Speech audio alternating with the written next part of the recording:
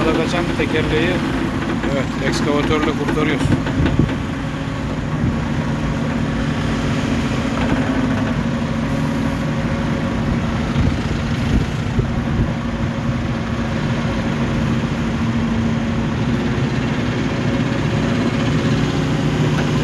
Mazgala girdi.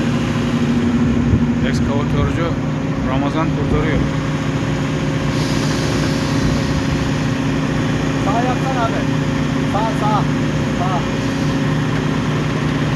Öne mi geri mi? Sen tam sağa yap abi. Yavaş. Heh. Tamam. Tamam. Evet.